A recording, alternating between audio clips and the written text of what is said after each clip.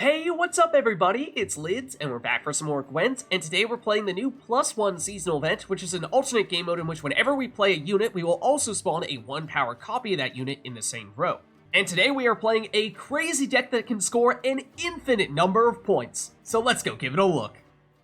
So today we'll be playing a Scoia'Tael Mahakam Forge deck that focuses on one specific combo that can get an infinite number of points in one turn. Then outside of that combo, Scoia'Tael also has arguably the best engines in this entire event, so even our bronze cards are extremely powerful. Our huge combo is all based on Francesca Findabair because after using 2 special cards, we will create an additional copy of that second special card. And because in this event, we get 2 Francescas on the board, we can actually chain this together for an infinite number of whatever that second special card is, as long as that special card can reset Francesca's abilities, in which case we can go back and forth resetting Francesca over and over again and continue to get additional copies of this Mandrake, because that is exactly what it does. Allow us to use Francesca's ability an additional time.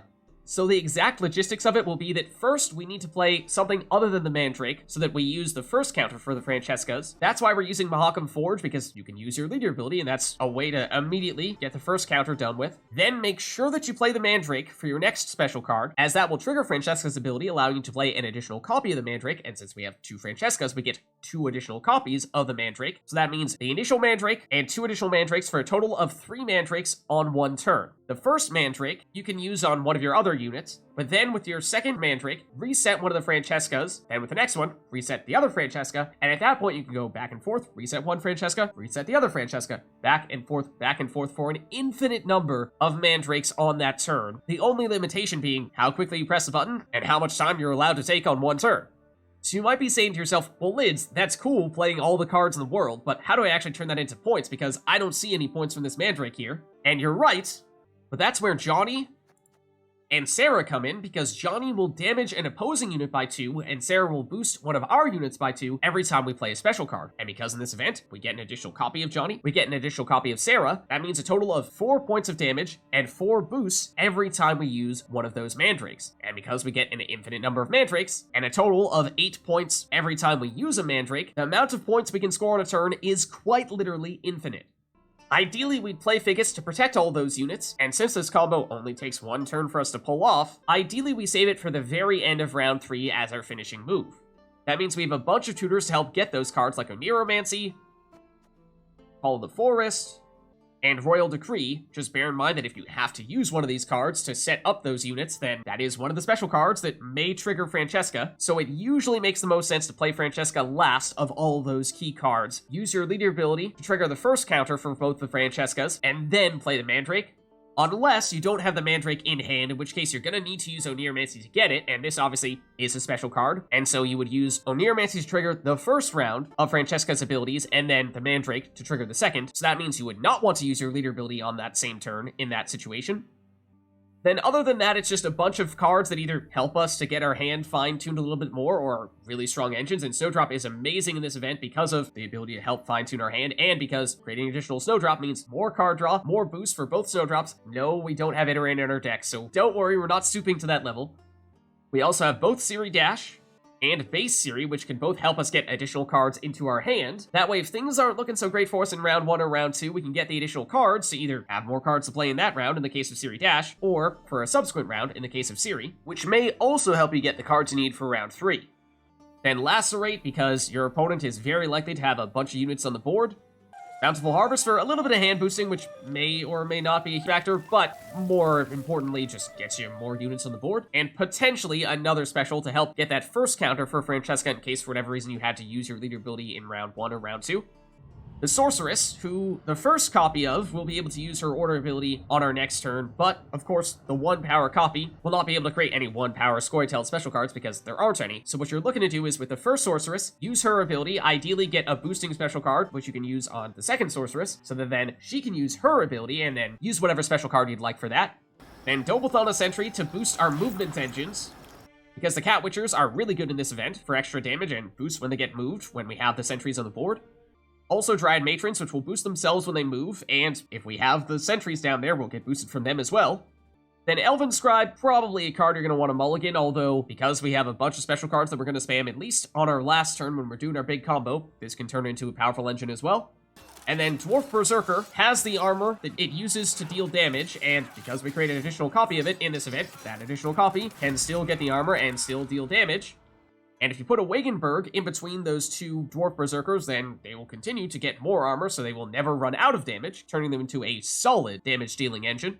So there's a look at the deck, and like I said, we'll focus on in round 1 using all of our powerful bronze engines and fine-tuning our hand further with either additional card draw or switching out some cards with our stratagem and with Snowdrop. And then in round 3, we have an infinite damage, infinite boost combo, with which I had a 100% win rate with this deck whenever I was not playing against Scoia'Tael, Iteran plus Snowdrop spammers, which, let's be honest, is a combo that shouldn't exist. So let's go see it in action.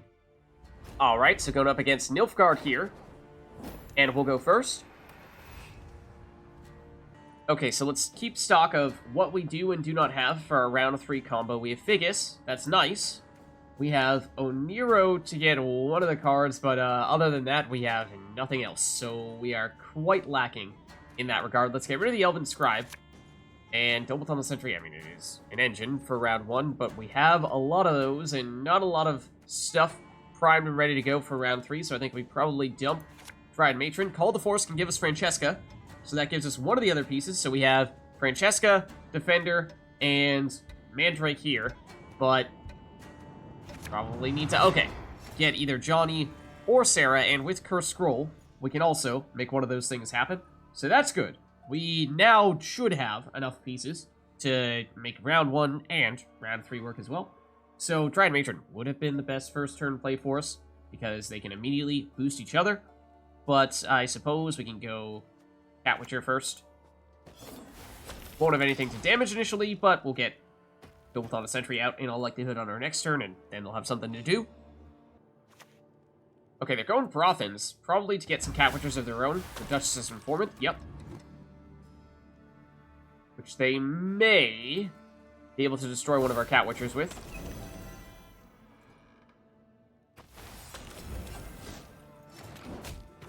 They did. Okay. So we can go Dol Blathanna Sentry to give this Cat Witcher a source of boosting. Obviously, we'd love to have had that other one still on the board. That way it would have gotten a little bit of time to get it boosted up before it got hit. But yeah, that's probably what we're looking for here.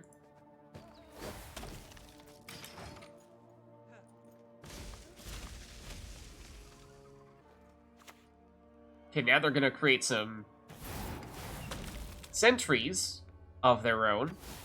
So it's looking like full-blown Assimilate here. I'm actually pleased to see them remove the Duchess's Informant, because they might have been planning a coup de grace there. So we could Lacerate, get rid of this Dol Blathanna Sentry, drop you down to 1 power, but we are not going to hit you on this turn, so we are not about to get rid of you.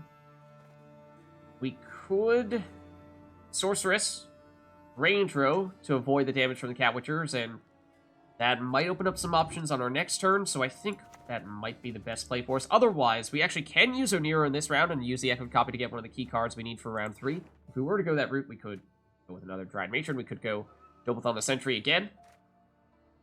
Tell you what if we do Dol Blathanna Sentry melee row, because they currently have more moving cards than we do right now.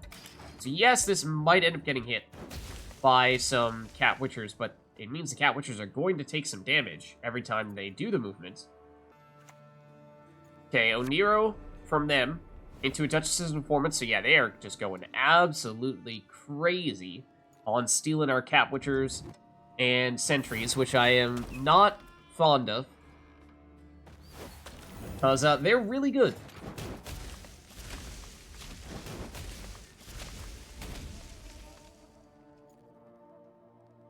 They, of course, by going the boosting route with the Sentries in the range row, have had to row stack them a bit, to the point where we could Lacerate, get rid of 2 of them. It means we're missing out on a little bit of extra damage if these guys are in the range row as well, but if we wait a turn, then that means another turn in which these guys are doing their boosting as well. So it's not ideal. No matter how you slice it, I'm afraid. You still have Curse Scroll. Cards, we need to make sure we can still find a way to play our Francesca, Mandrake, and Johnny. We have Tutor 1, Tutor 2. Echo to Nero is Tutor 3.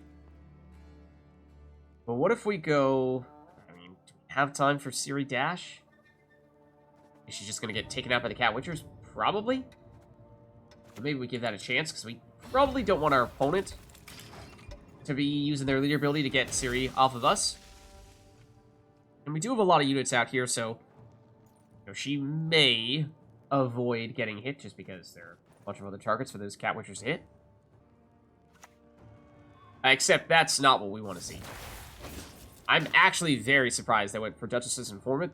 Yes, I think we can say definitively they are winning round 1 because they have out-engined us for sure. But I deliberately, for that reason, started to shift priorities over to card draw to prioritize round 2/3, but with more engines and more damage, most significantly. Will our series survive?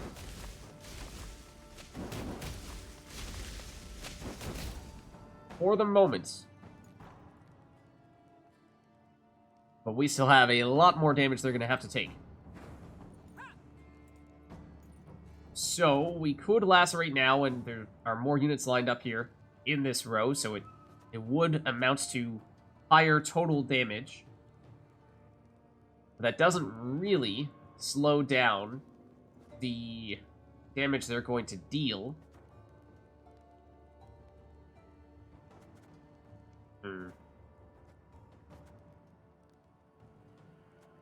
I mean, Sorceress, if we had time to play her, would potentially give us the ability to deal some extra damage or get some additional boosts on this Ciri. Do have our leader ability, but we want to probably save that for round 3 to help set up Francesca. So, you know what, though? Maybe we have enough tutors to get those key cards so we can still afford to do that. So let's go Lacerate here.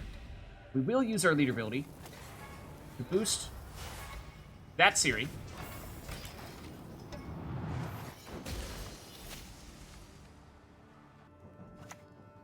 Cantarella. Ooh, there are some important cards they could steal. That is not one of them, although the damage does continue to add up here.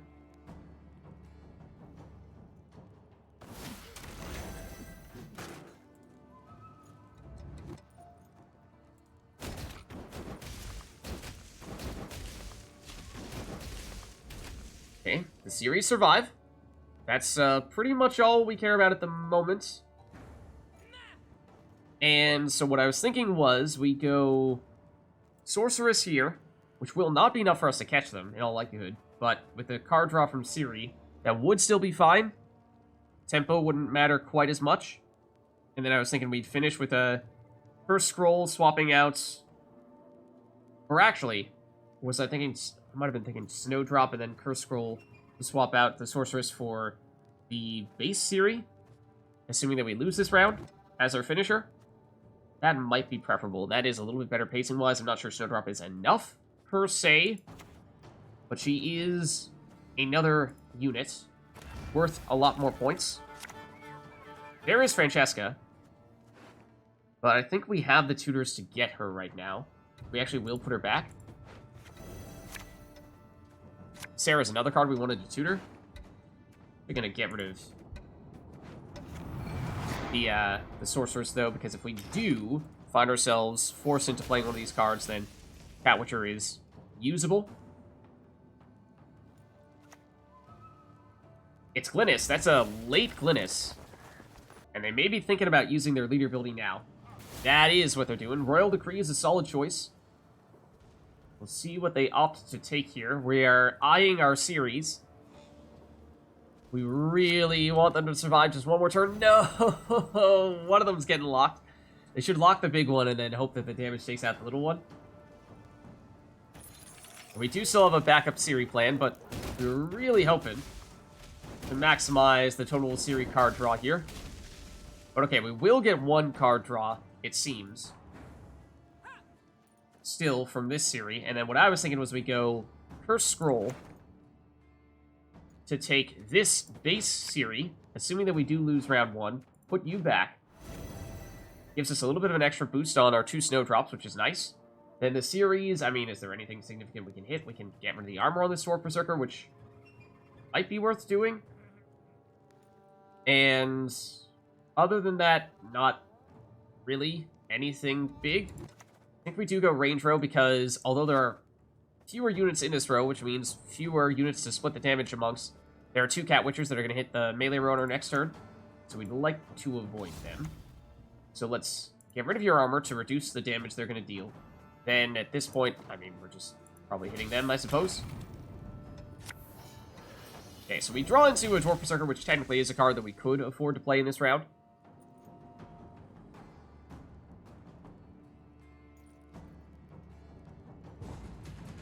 They will pass.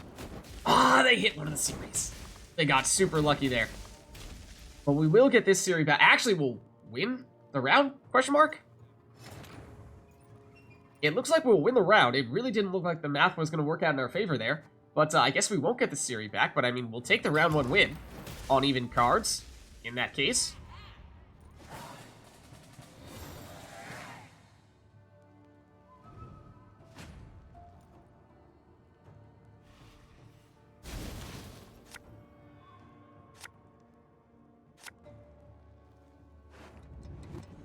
Okay, and so we have Johnny, Figgis,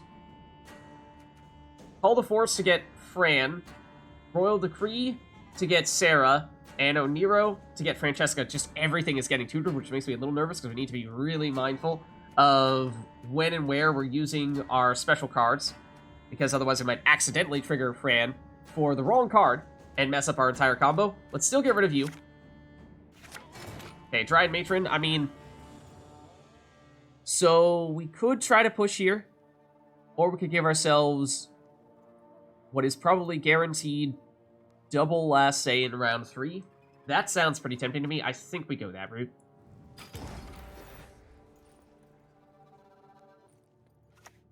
Okay, they'll go Impure Enforcers as their throwaway, which of course means they'll win round 2.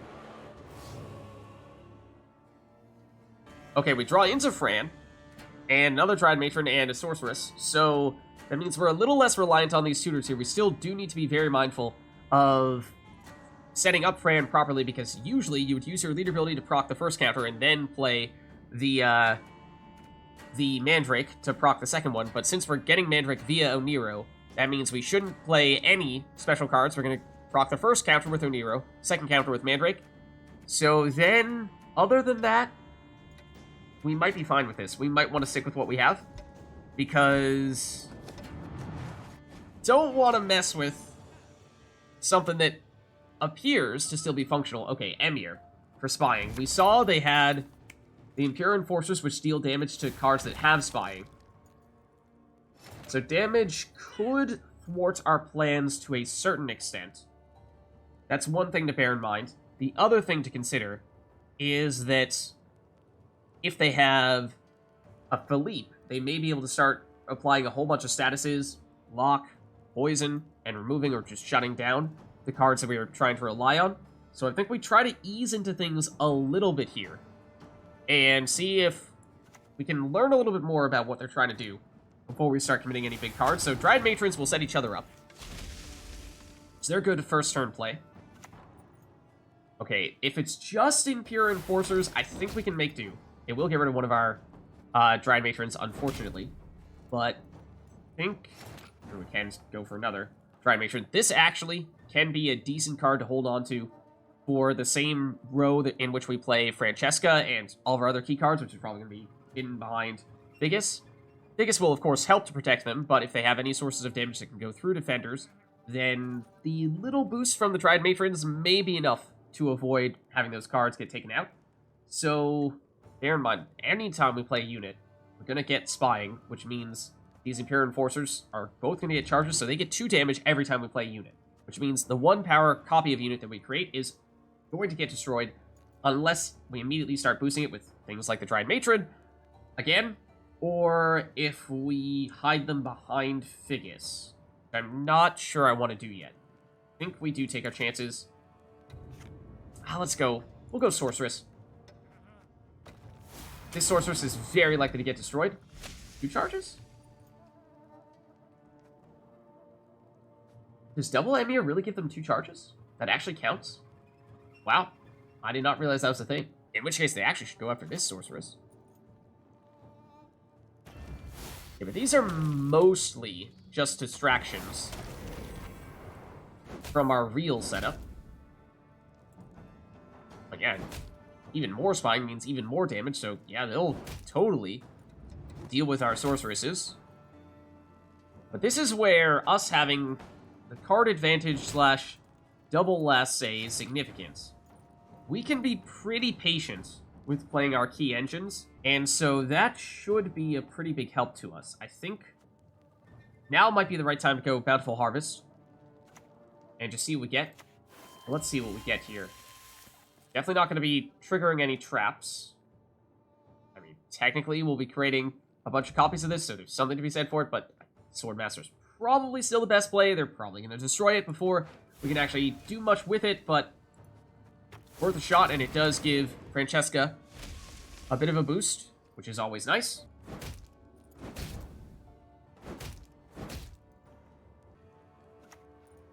Okay, Emissary.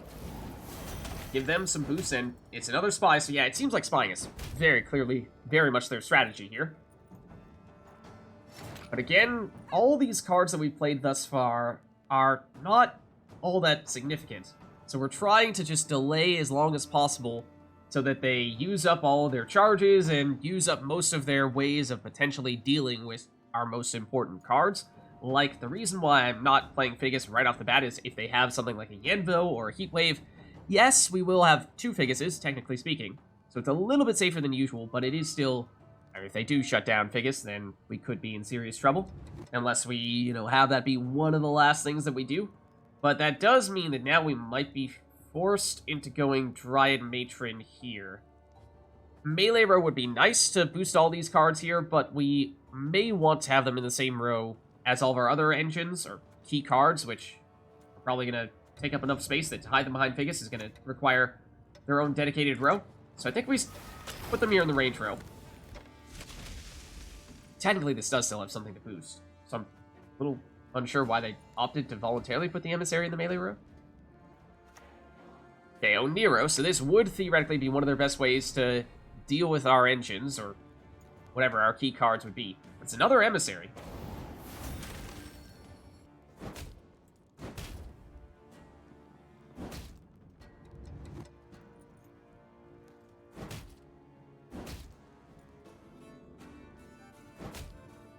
They could steal, and should steal. Yep, that Dryad Matron with Emir. Now, they don't refresh the order because they do not have Devotion. But what we should do is, let's just double check our tutor situation. Do we need to go straight into Figgis here? So we have Figgis, we have Francesca, we have Johnny. We'll use 1 tutor to get Sarah. We'll use Oneiro specifically to get the Mandrake. I believe that means we still have a Call of the Forest that remains unclaimed here. So we could use that to get a Cat Witcher, say, for example, is probably our best option. So it does need to be Call of the Forest that we use. So let's go that route. Again, we're delaying our big cards as long as possible. And yeah, I guess we'll go melee row, or rather, range row to hit their melee row. In case they had any intention of boosting up that sorceress and using her ability, no longer an option. They will, of course, very likely deal with these Cat Witchers fairly quickly, but they are running out of time, and hopefully running out of answers to deal with our big stuff that we are waiting to play. Like Coup de Grace. On an Emissary, I mean, I suppose, if you insist. How they're trying to make sure that these guys don't go down. Suppose it makes sense. Okay, they've given us so many Emissaries at this point. But now it does, I think, need to be Figgis. So they have 3 cards left. If they have a Heat Wave, they could get rid of one. If they have Yenbo, they could get rid of the second. And then that means their last card, if they have a third form of removal, they could start to mess with our cards. But at that point, that is fairly difficult. So that's why we waited as long as we did. The damage, though, would be enough to get rid of this Figgis, in truth. That does make matters considerably easier for them. But the question remains, what do they have left? They're not targeting this Figgis with their damage. Leads me to believe they might have an answer for it. Cahir. Double Cahir, no less. Not exactly the counter I was expecting. It is, yes, a counter. It's possible for us to destroy him? Yes. If we play Johnny and deliberately don't play Sarah, we can do it. We could also... Okay, we do still need Oneiro for the Mandrake. I think we deliberately don't use Sarah, otherwise they're going to absorb the boost. So that means Royal Decree is instead going to go for... Not you. Probably the Dwarf Berserker. I guess? Yeah. Either that or we put the additional armor on Figgis with the Wagenburg, if we're really concerned about that. Or that's not a terrible idea, to be honest, but I guess we'll go with the Berserker, though.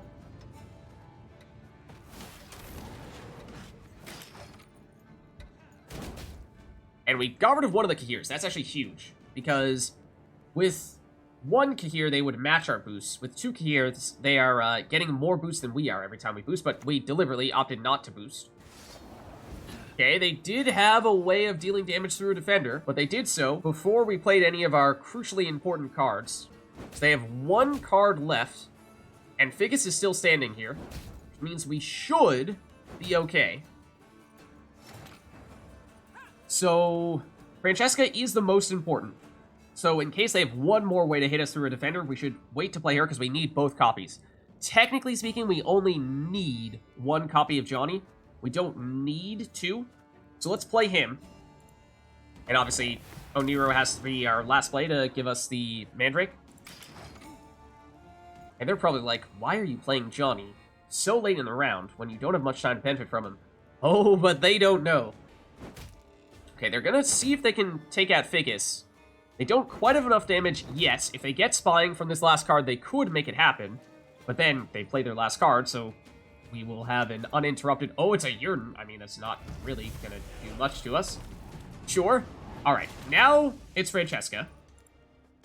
So we have successfully, safely set up these two. So next turn is going to be Oneiro into Mandrake, and we are just going to... First, Mandrake needs to go on someone other than Francesca. Then it's back and forth between these Francescas. Every time we do it, we'll get 4 points of damage. And we can do it non-stop for the entirety of the turn until our turn timer expires. So we need to be fast here. Mandrake. Reset. Johnny, say. Then, reset like crazy. Every time we do this, we get 4 damage, 2 from each Johnny, and we can do this as many times as we would like.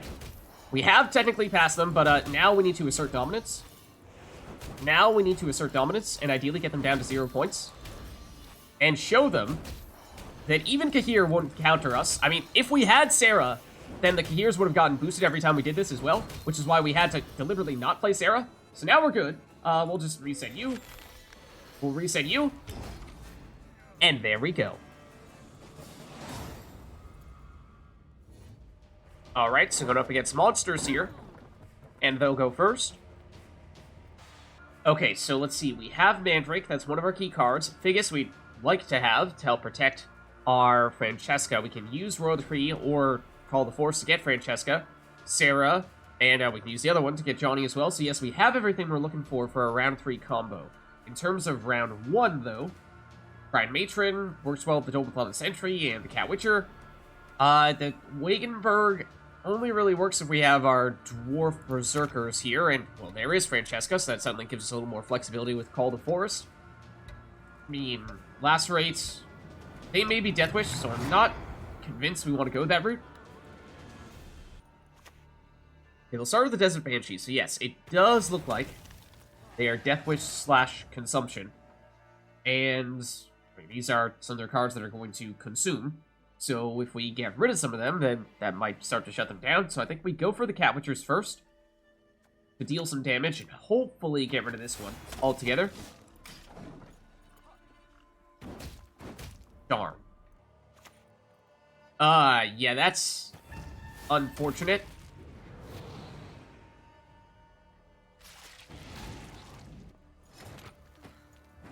Well, times like this, where a Lacerate would be kind of useful, as it turns out.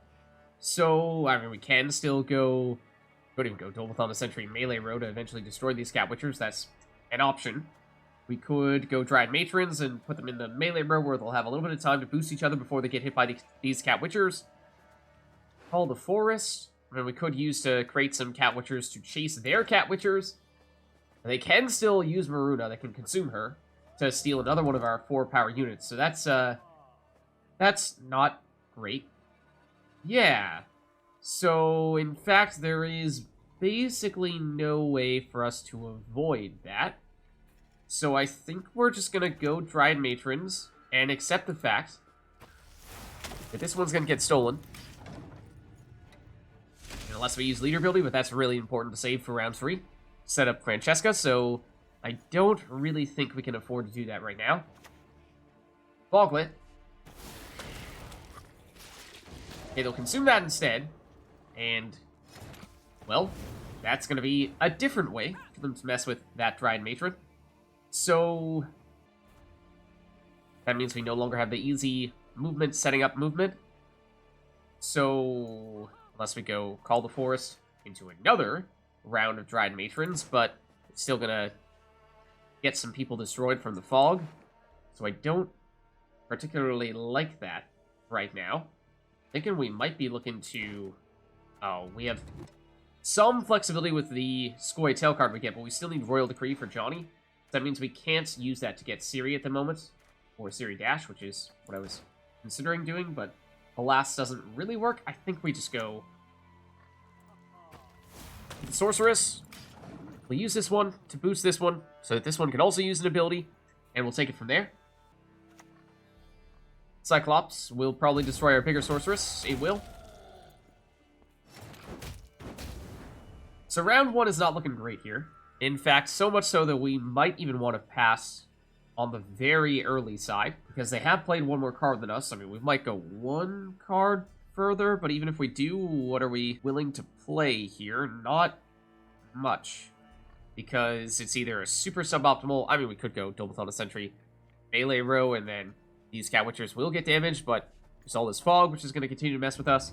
So I really think that there are a bunch of cards we don't want to play yet, because we're saving them, and the cards that we could theoretically play are ones that just are not very effective. So I think we pass early. And they did a really good job there in round 1, but I'm curious to see what their plan is for round 2. Okay, so we did get Berserker plus Wagenburg, so that works well.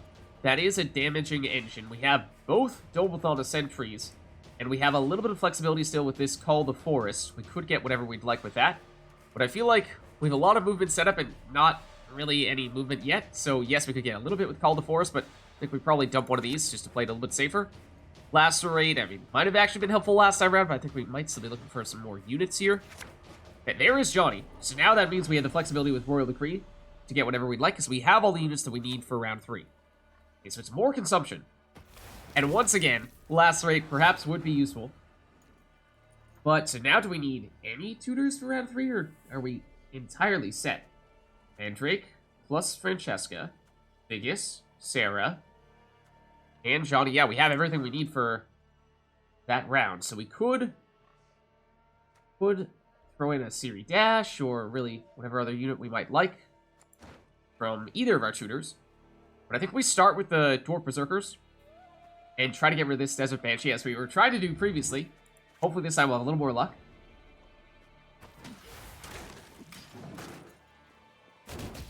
Once again. Hits the one. Both damage procs hit the one that will not get destroyed. Okay, it's Haunt. That's a big card. Would suggest they are planning to play further here. But I think we continue with our plan of going Wagenburg here. Give the armor to these guys so they keep on dealing damage. And we have at least gotten rid of one of those consumers now. But of course they have a whole lot more coming from Haunt. Caranthir. Okay, what are they creating additional copies of? Okay, Detloff.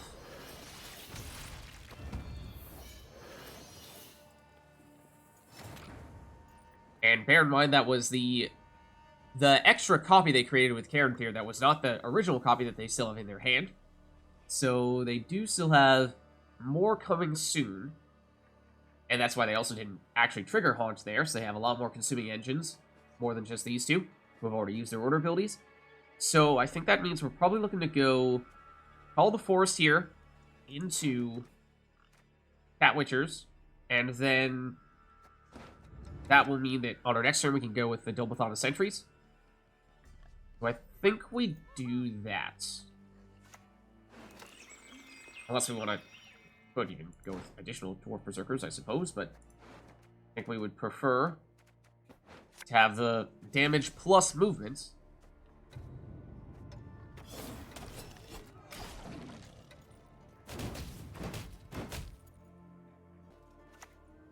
Okay, there is the original Detloff. So that will trigger Haunt, meaning that they will get a Barghest. And because they have Dominance, that means both of those Barghests will be able to consume on their next turn. And now we can go Dol Blathanna Sentry. Which means these guys will get boosted every time they move. And we'll continue to hit with our damage. And what did we destroy down there? Was it one of the Caranthirs? That's obviously not all that helpful, but would have loved if we got rid of that Barghest. Because those are obviously going to consume the Detloffs. Where at? We have row stacked a lot, but we do have a lot of armor, thankfully. So we actually did not lose any units there.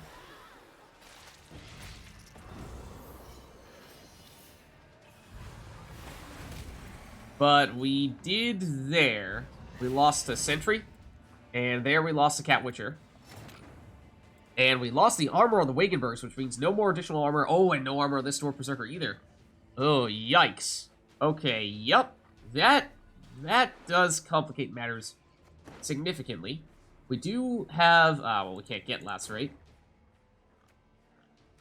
We get Snowdrop and potentially use that to get Lacerate. Could nab Ciri Dash. It's a little late for that because we are very, very soon going to need to play cards that we had intended to wait till round 3 to play. So we might need to assume that that is going to be necessary. I think we will still go with Ciri Dash, I suppose.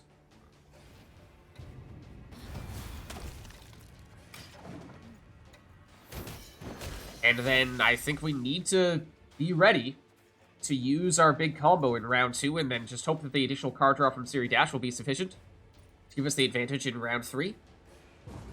Yeah, they'll pass, which is understandable. That made a lot of sense, given how it was going to take us some time to catch up here. We will still get the 2 additional card draw from these 2 series, but it's going to take a few turns before that happens. And in the meantime, it is, I think, going to be necessary for us to use this combo. We need to take 3 turns for us to get this card draw. So, 1, 2, 3, 4. We can avoid Figgis. I think it does need to be Francesca here, one way or the other. Yeah, I think so.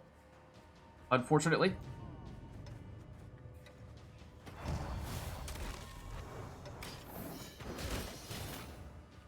Okay, tell you what. We're really clever. If we're really clever, there's something else we can do here. Let's go with Sarah next.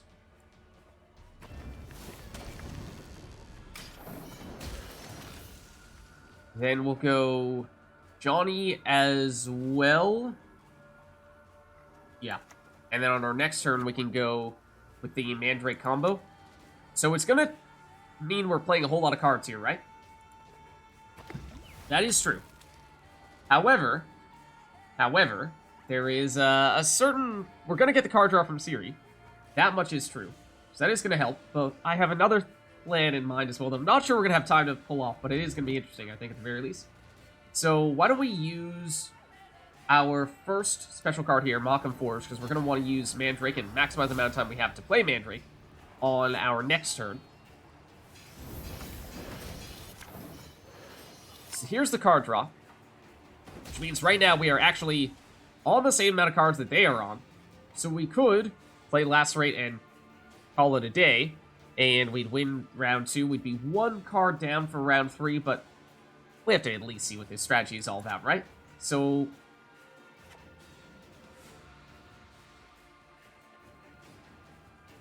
we play Mandrake, and what if we reset Ciri Dash?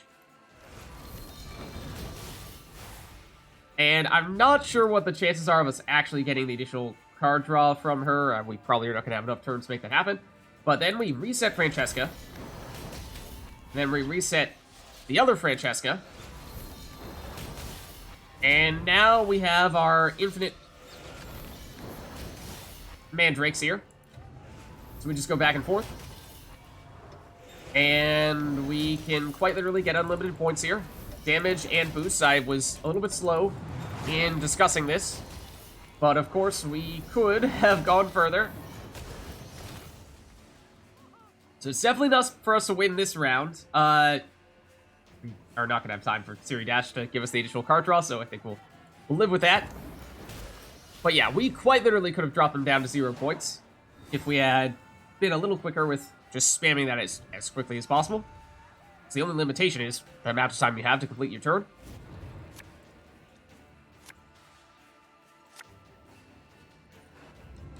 So now the question is, with 1 card down in this round, do we have a way to still salvage this? I don't think we want Ciri because we if we lose a round, then it's game over.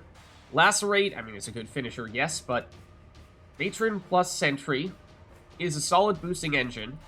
Technically, Figgis does move, so that is a little bit of setup on the Sentry.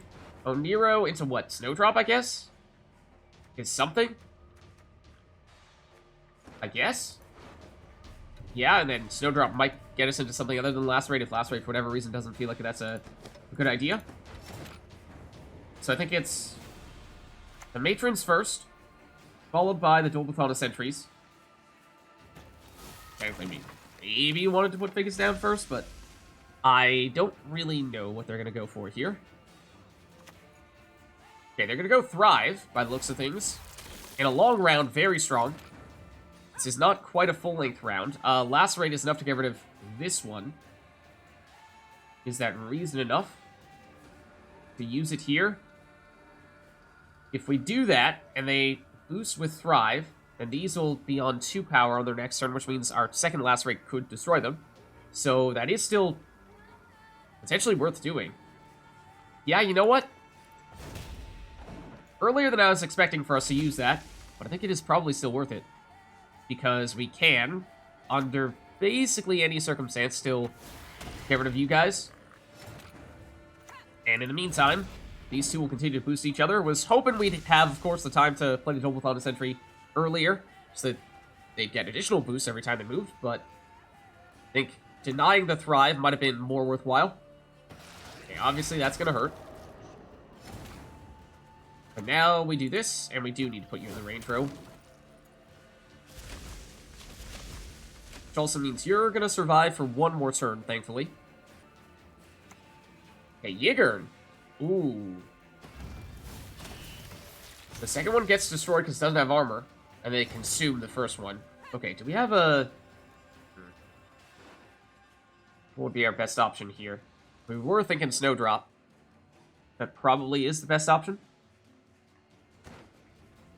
I mean, Bountiful Harvest is good as well, but I think Snowdrop into Bountiful Harvest would be ideal.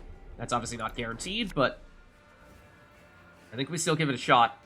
And technically, at this point, they could still put additional fog in that row, so we should probably look to go melee row here.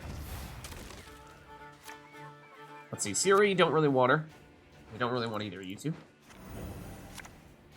Bountiful Harvest.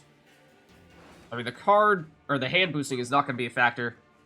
In which case, Figgis is probably still better. Yeah, and Figgis is not going to have time to use his order building because we waited to save him for last, just so that we might have gotten something better with Snowdrop, but might have been better to go Snowdrop last because obviously she has Zeal, whereas you don't. Okay, Parasite. They're going to use to boost rather than damage. And now it's Figgis, and we want to protect the engines. I think we protect the engines, right? I mean, those Snowdrops are big, but these will continue to boost each other, whereas these Snowdrops are going to stay stagnant. So I think this is preferable to protect these guys, and we might still have this. Imperial Manticore is going to destroy that Figgis, and that one's going to destroy this Dol Blathanna Sentry, which is worth something, but it's not enough for them to catch us here. So we will still take the win, even after going a card down. Alright, so going up against Nilfgaard here, and we'll go first. Okay, so let's take stock for our round 3 combo. Francesca, that's one of our key pieces, as is Mandrake. We'd like to have Johnny, Sarah, and Figgis, and we can get Sarah with Oneiro, so we have everything we need for that. So that's good. Then that means we can think about round 1. We actually have a tutor to spare here between Royal Decree and Oneiro. We need one of them, but we don't need the other for round 3. Ciri. The other Ciri. Lacerate and Dol Blathanna Sentry. So it looks like a whole lot of Ciris, not a lot of engines. So we might be looking at a Royal Decree into, or Oneiro into Movement Engine to go along with the Dol Blathanna Sentry. That's probably what our play will be here. Yeah, I think so. So, in which case, why don't we start with, especially since they have double cross, let's make it so they can't take Oneiro. So let's use that to get Cat Witcher's probably best to go along with our Dol Blathanna Sentry that we have in hand.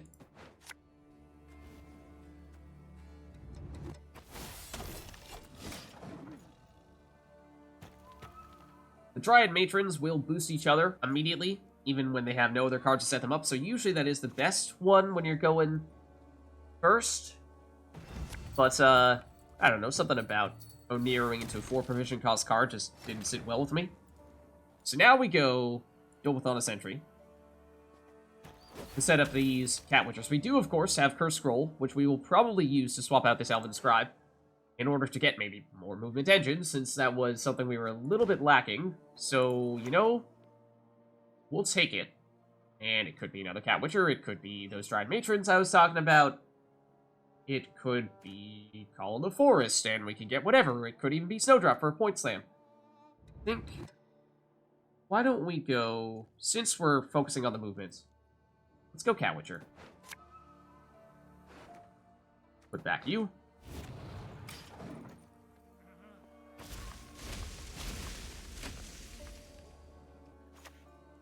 Okay, Wagenburg for armor.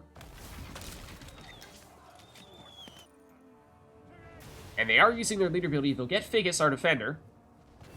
And I'm not really sure we were planning on targeting any of their units specifically, so it's not the end of the world, although getting additional armor on a defender is nice. Does mean that Lacerate in this range row, which might have initially been a solid plan, is no longer looking as good to us. And it does also mean if we're planning to play Ciri, that it's not going to be quite as effective, but let's go Cat Witcher here.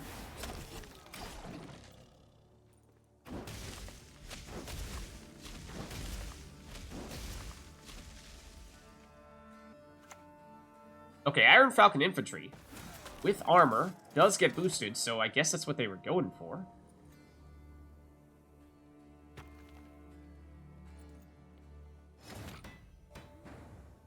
Still a little weird. But I think now we're looking at playing Ciri Dash, otherwise we may not have enough time for her to do her thing. So I think we go for that. And we're probably looking at melee row here, just because our range row is a little crowded, at least with all of our Cat Witchers lined up like that. Obviously they're going to move here on this turn and get rid of that Figgis.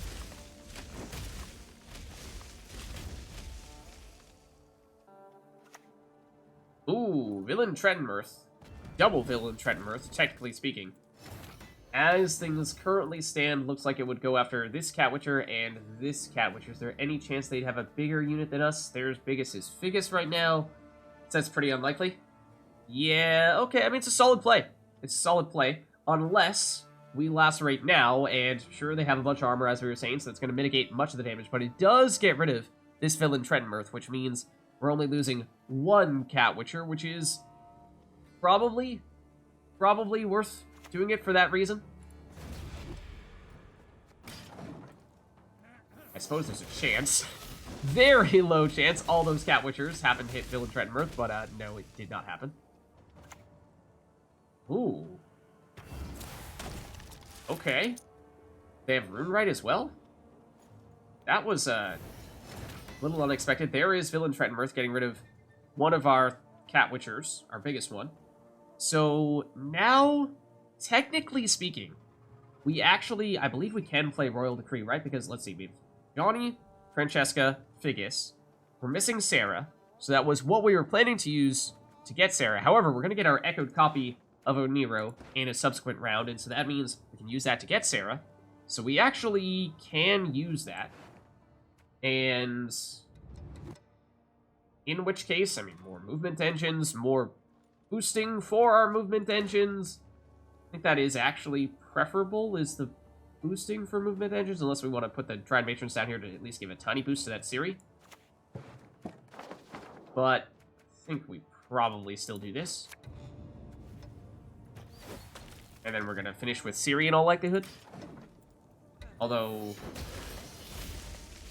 we may find ourselves getting a bunch of additional card draw from one or both of these Ciri dashes. We're going to have to see if they have anything to shut them down.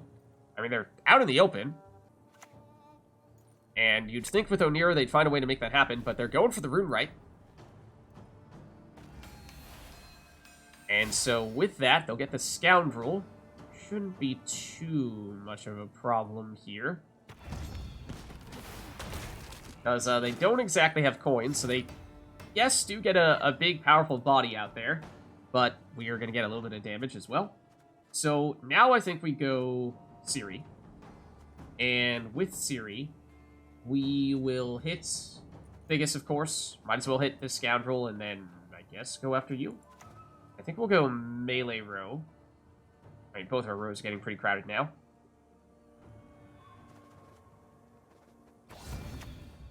You, and you. We get the card draw from the Ciri dashes, which means we now have card advantage already, despite having played more cards than our opponents, and we are also in the lead. And if we lose this round, then we'll get 2 cards back into our hand. But of course now, these series have done their thing, these series have not. So they may opt to go after them. Uma's Curse, they are just going with dice roll after dice roll. Super RNG heavy deck. Curious to see what they get here. They could lock one of our series. Or they might be trying to focus on round 1 by locking one of our Catwitchers. I'm just not sure that's going to make a huge difference here because we have 2 more cards than you. We are still in the lead. And if we lose this round, we get 2 cards back. So, I mean, we could go Dryad Matron and just continue to load up on more points here. Hold on. 1, 2, 3, 4, 5, 6, 7, 8, 9. We would just barely fill this row. So it's not exactly ideal. But, I mean, we should probably pass here. But then again, if we get additional cards coming back into our hand, we're going to be very full on cards. So I guess we still do this. That's definitely the last card we're playing in this round.